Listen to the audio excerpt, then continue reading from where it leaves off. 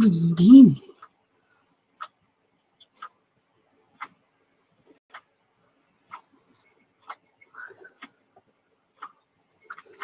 Good morning.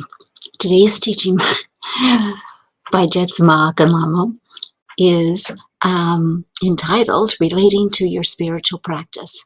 The teaching was given in 1990 and is part of a series on self-honesty and, trying to be right there with your practice. So hope that you enjoy it. Thank you. We will begin now.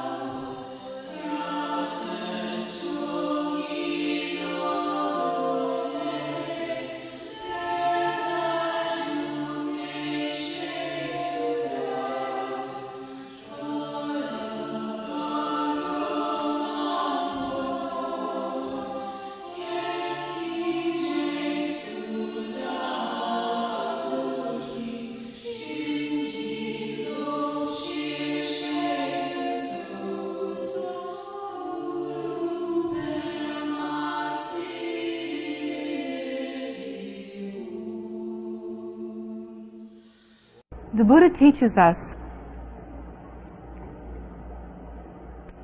that the experience that we have, the phenomena that we perceive, that every portion of the experience that we have is actually based on an erroneous supposition. Arises actually from a deluded preconception.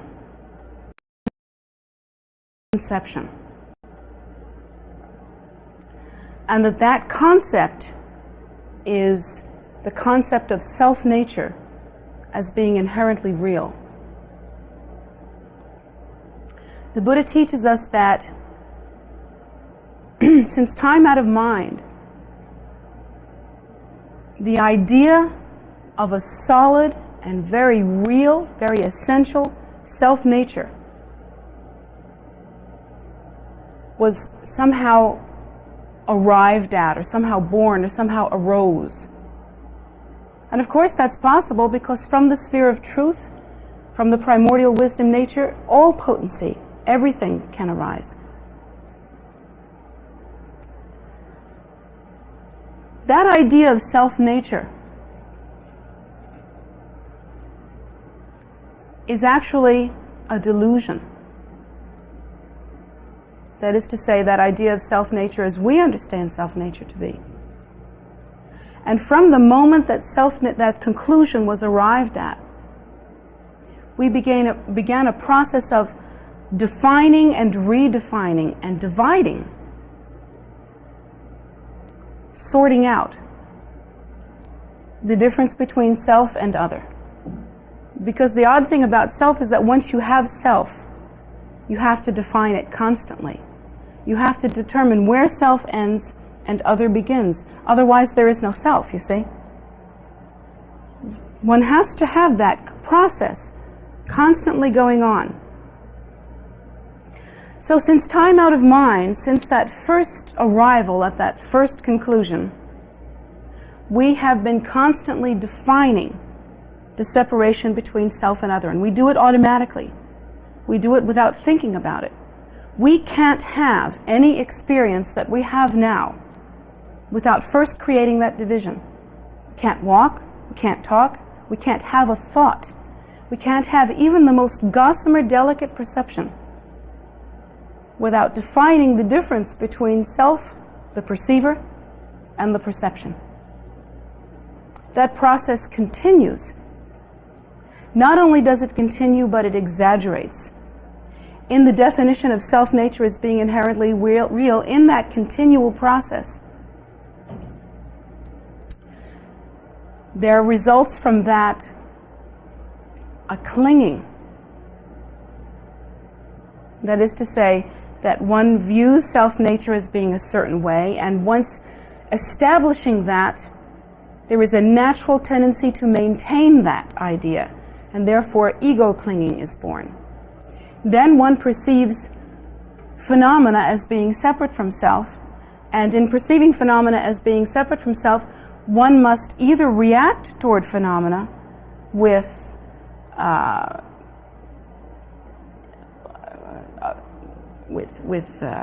acceptance or rejection or neutrality. But that reaction must occur. You don't have to take my word for it, and you really don't, in this matter, have to take the Buddha's word for it. You can test yourself. You can go, if you're really good at watching your mind, watching the nature of your mind, you can walk out of a room and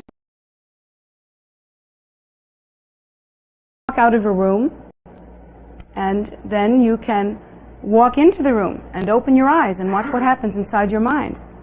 Everything that you perceive through a process of acceptance or rejection. Every single thing.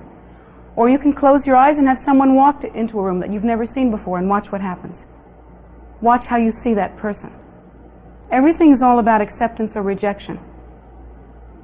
Every single thing.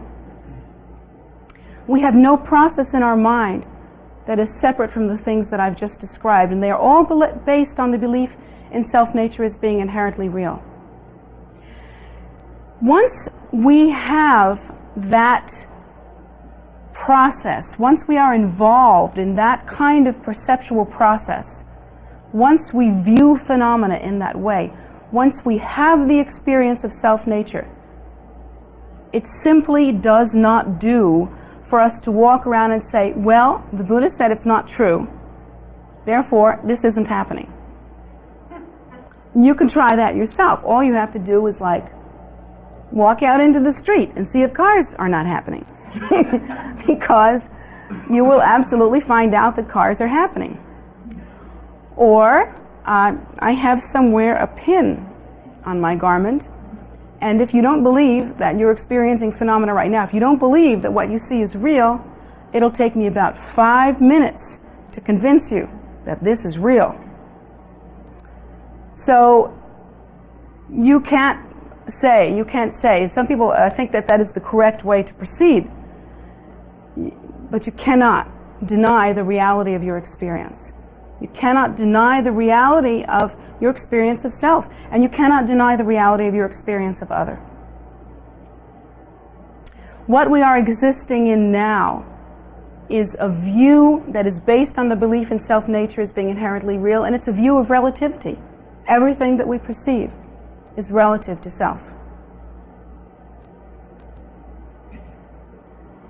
Now, according to the Buddha, all sentient beings are suffering or experiencing suffering in some way. Of course, it's obvious that some of us are experiencing it to a greater degree and some of us are experiencing it to a lesser degree. That's blatantly obvious. There are people that are starving, there are people that are dying, there are people that are sick, there are people that are so old that their functions are reduced, their function is reduced. And there are other people that are very young, very strong, very vital, very wealthy, very beautiful. And they own boats and coffee percolators and color TVs and things that other people don't own. And there are people that have the knack or the skill to convince themselves that they're really happy, no matter what. And some people that can have everything that they've ever asked for and never know a moment's happiness or peace. The myriad of human experience is inconceivable. It's inconceivable how diverse experience is. But the Buddha said that to some degree all sentient beings have a common experience, and that experience is one of suffering, and that according to the kind of consciousness you have, and according to the realm of cyclic existence you are involved in, you have a certain kind of suffering that fits in with that. For instance, animals experience the suffering of ignorance. They become victimized by those that are smarter than them, and even by one another. A lion, for instance, would hunt for a rabbit. And you might say that the rabbit gets caught and gets killed because it isn't as fast as the lion or as powerful. But there are other forms of life that are small and slow that lions can't kill, and it's because they have defenses. Basically, the little rabbit dies because it's too ignorant or too dumb to be able to figure out a way to shake the lion. It doesn't dig into the ground. It doesn't dive into the water. There are things that it just doesn't think of. And in the same way, cows and chickens and pigs are victimized by human beings. They're domesticated and they're kept and slaughtered and used for their food. And that's happened because they're too ignorant to be able to figure out a way out of their suffering. A cow is much stronger than a man, you know. A cow could get away if it really tried, if it really could think of how to do it. So animals have that suffering of stupidity, dullness, or ignorance. Human beings have the suffering of old age, sickness, and death. Even the one with the coffee percolator is getting old. We'll be sick from time to time, and eventually we'll die. And sometimes it may be the one who's had everything. And sometimes it may be the one who's had everything that is the most appalled at the idea of losing his or her life. Perhaps more so than the one who never valued their life too much. It all works out somehow, and what it works out to be is that the Buddha was right. Sentient beings do suffer. But the Buddha taught an extraordinary teaching that really has to be examined in every way possible.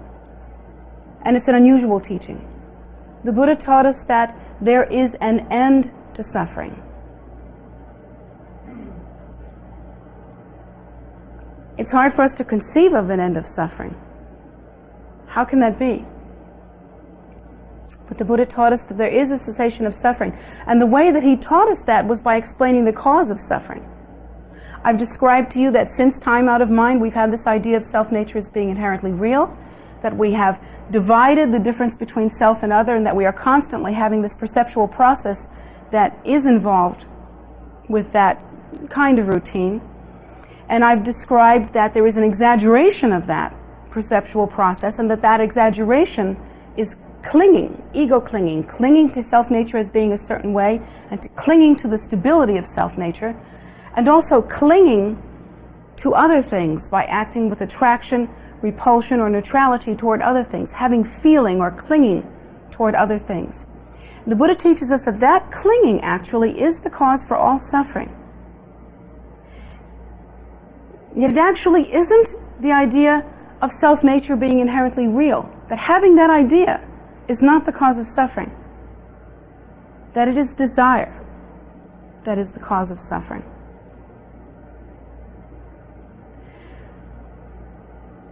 That's really interesting, because it goes to show that denying that things exist, denying that you exist, and some people like to do that and feel that that's a very spiritual thing to do.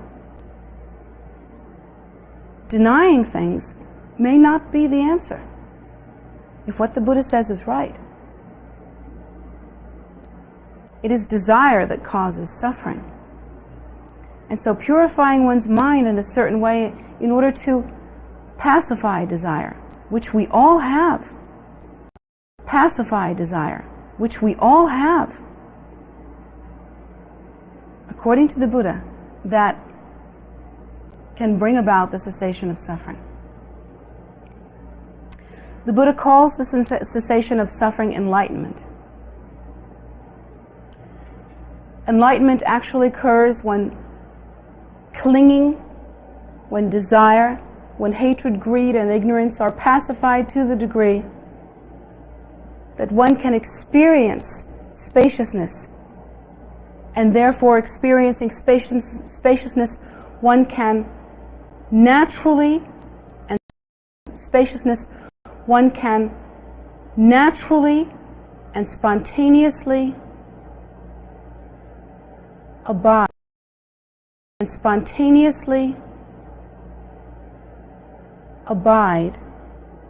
within the awareness of one's own true primordial nature. And that nature is the very nature of enlightenment itself.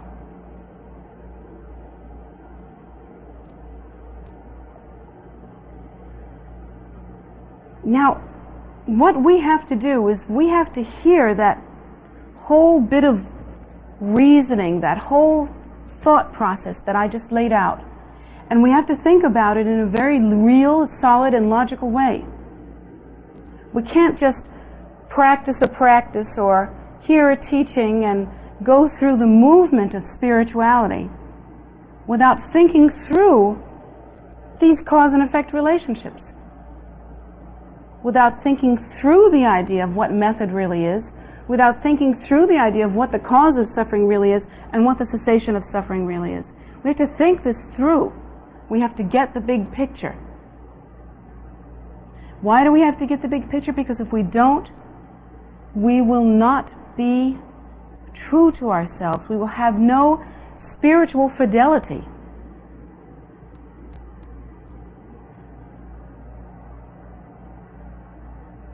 We will be going through the motions. We'll be faking it.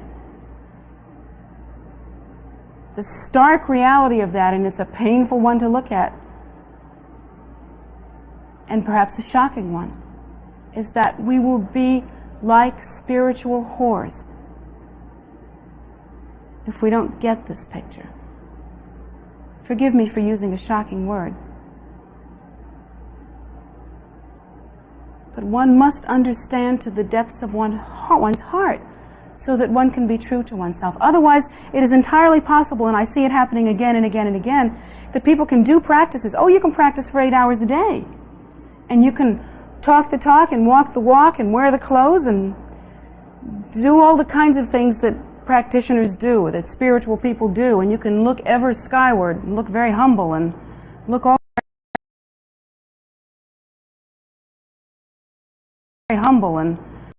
kinds of different ways. And yet, in your mind, you're filled with desire. You're on fire with desire. You're all churned up, unable to be true to yourself, thinking that it only matters how you act and not what is in the heart.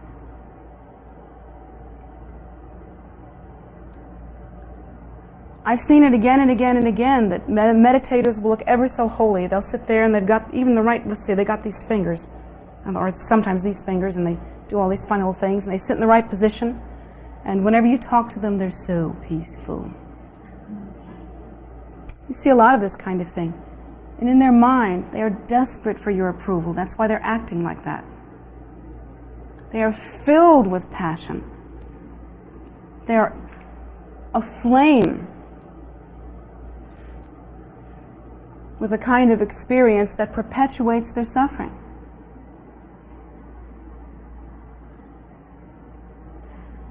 They're not true to themselves because they don't understand that the cause of suffering is desire, and that they alone are responsible, really responsible, for rooting it out of their hearts.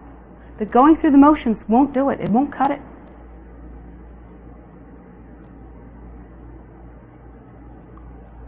That only being real with what you have inside your mind and inside your heart will even come close.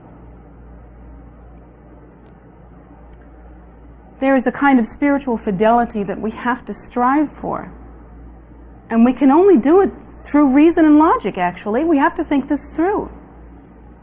I've seen people try to do it without reason and logic. I've seen people come to the center, oh, we have big crystals, you know, and we have this altar, we have all these Buddhas, we have a stoop out there, we have somebody with a piece of paper on the wall that says she's kind of something or else, and all these people with robes, and everybody comes here, and it's all open all the time, 24 hours a day, and they serve us coffee, and isn't that wonderful? And so we just have a meaningful experience when we come here. If nothing else, the crystals will get you. So we have this meaningful experience. People come in and they're just like, oh yes, I'm having this blissful experience, and it's just so meaningful. And what are they doing? What are you doing? What can you be thinking when you do something like that? What's happening in your mind? Going from one passion to another, going from one meaningful experience to another. What are you doing to what are you doing to practice? Inside, the mind is inflamed. You're busy looking somehow, looking a certain way.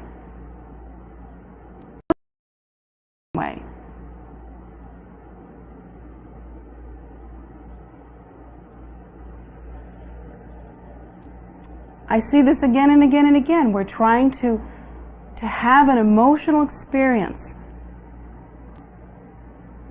And that emotional experience is somehow supposed to be better than the other emotional experiences that we have. Have any of you ever had emotional experience? About anything? You know what did you notice about emotional experiences?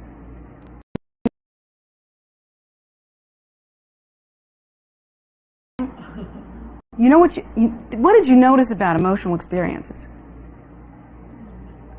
The first thing, Can't hear you. Comes and goes, you're right. The best thing about emotional experiences is that some of them, when they're there, can be nice. But the real thing about emotional experiences is that they are as impermanent as the wind. Have you ever tried to duplicate an emotional experience? Once you've had one and you remember what it's like? Have you ever sat around for days and days being depressed because you can't find it anymore? Why would you want to do that? You have to think this through, you see. You have to approach this with some kind of logic and reason. An emotional experience is an emotional experience. If you have one because of a temple, or if you have one because of something spiritual, or if you have one because of a crystal, or even if you have one because of a guru,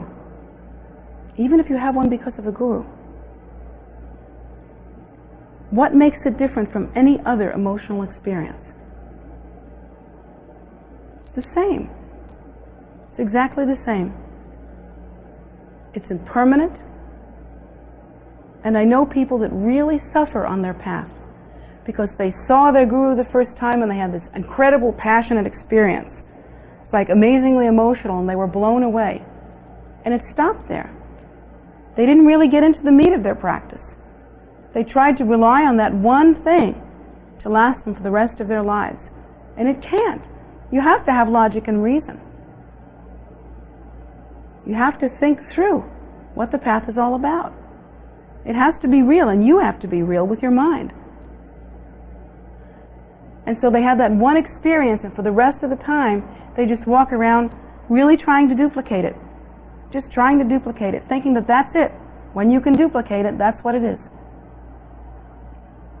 Crushed, because it never quite happens again the same way. When you meet a teacher and the teacher really teaches you a valid path, that first experience is only a hook. It's the hook of compassion. It's what we call it in Buddhism. It's the hook of compassion, and it's only supposed to do that. Just reel you in. The rest of it's up to you. You and you alone. You are responsible. You are responsible for spiritual fidelity. How does one achieve spiritual fidelity? First of all, you must understand what the point is, what the goal is. The goal in practicing is not to be a practitioner. The goal in meditating is not to be a meditator. The goal in being, in practicing some spiritual practice is not to be spiritual. Did you know that? Why would you want to be spiritual? You could be spiritual, or you could be not spiritual, or you could be pretty, or you could be ugly, or you could be young, or you could be old, or you could have freckles, or not. But you would still be involved in the process and the desire that causes suffering.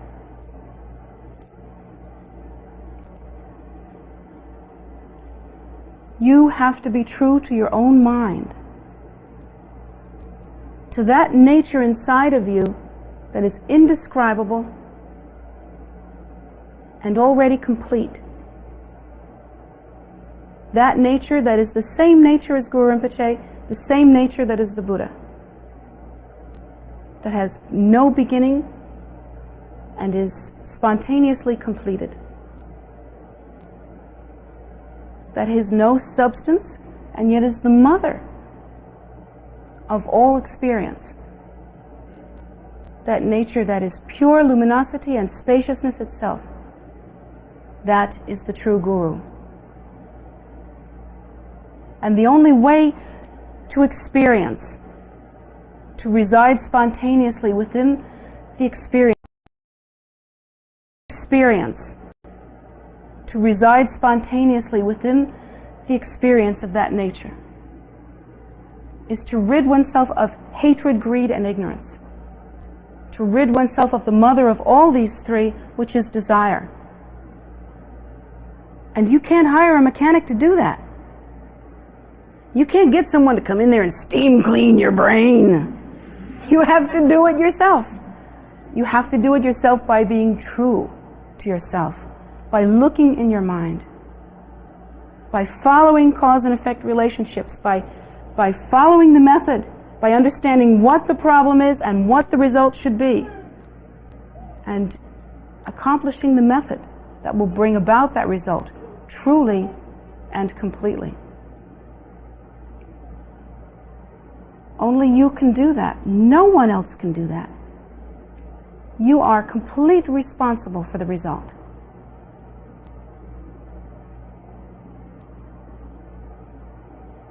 In our tradition, it is said that the Buddha is like the doctor, that the path is like the medicine, and that the Sangha is like the nurse. And that the Lhama, in a sense, is representative of all those three because it gives the teaching of the Buddha. The Lhama is the teacher. It gives the teaching of the Buddha. It provides the wisdom of the Buddha and administers the teaching in such a way that one can really take it. So you have to identify the sickness. You have to identify what you can use to get well. But you can have doctor, medicine, and nurse and never take the medicine.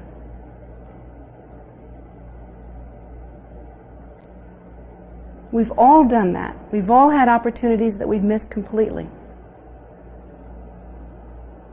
So we have to develop the ability to be spiritually true to ourselves. That takes time, and it takes more effort than you've ever put into anything. There's nothing that you can do that's more difficult than that. It takes a constant and consistent effort. It isn't something that you do when you first get onto the path and once you're onto it, you're home free. You have to do that. You have to develop that spiritual fidelity every waking moment and sleeping moment. Every moment of your life, and it never stops until we reach supreme enlightenment and are completely pure and residing naturally and effortlessly perched within the sphere of pure cognition. Until we have that, we should practice accordingly.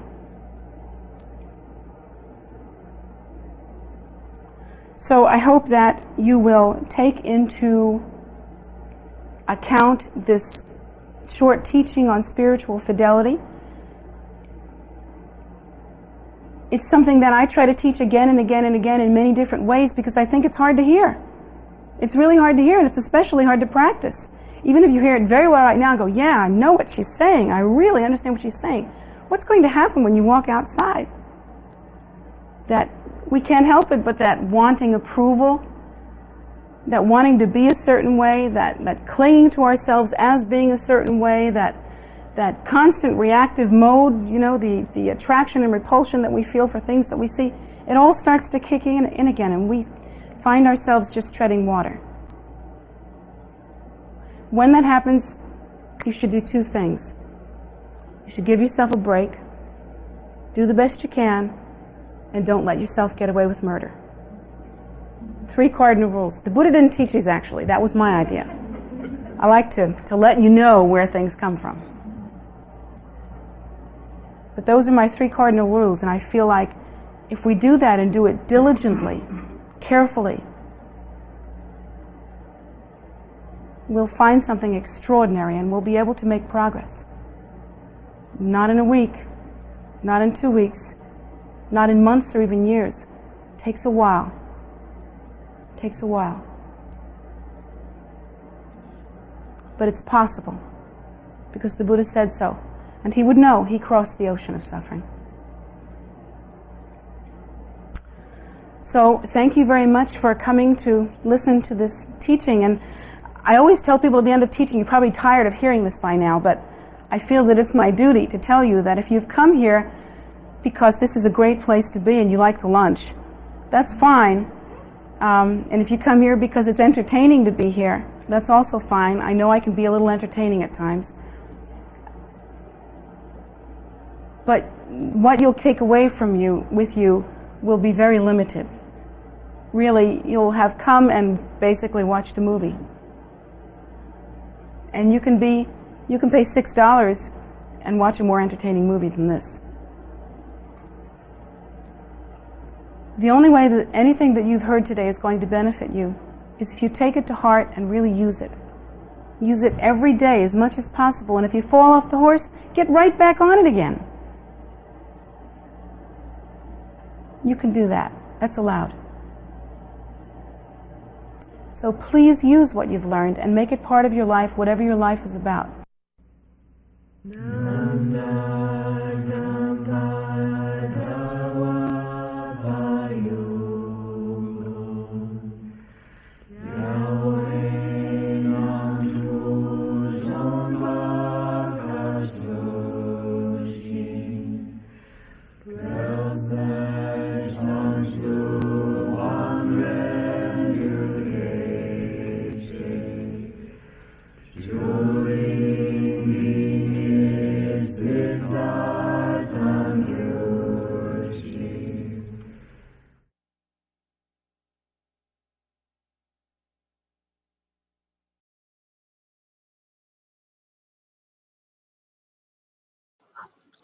Oh, thank you so much for coming and listening and staying. And oh my goodness, that must have been hard to hear.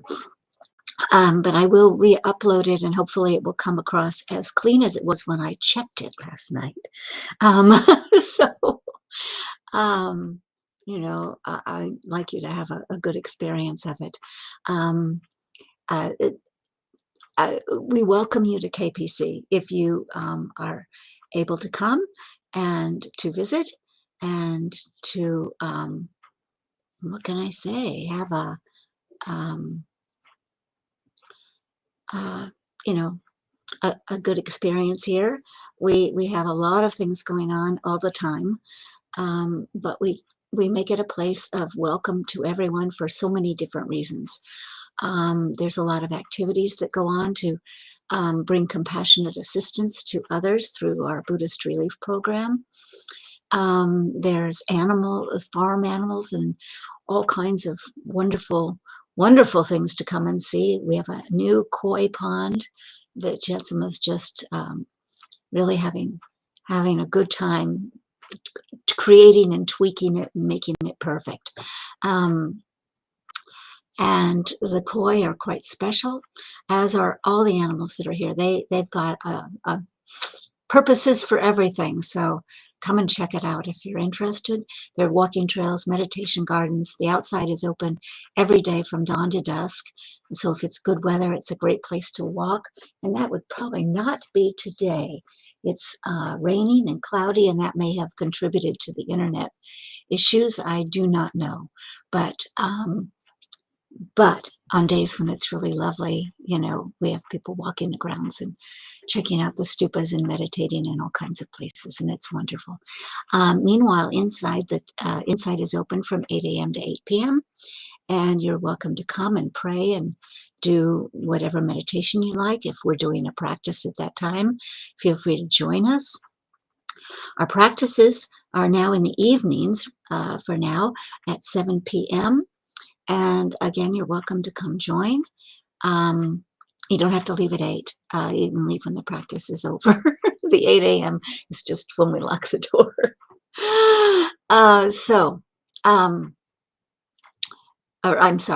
8 p.m. Is locking it. 8 a.m. is unlocking it. Anyway, come and join us. You're welcome to do your own thing. You're welcome to join with us in ours.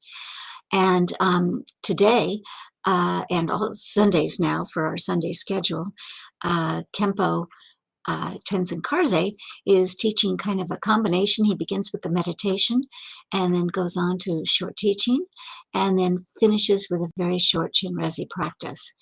Previously, that's been on Zoom up until last week.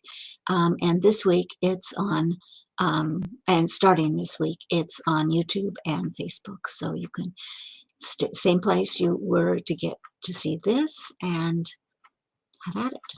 So I think that's all I have to say right now.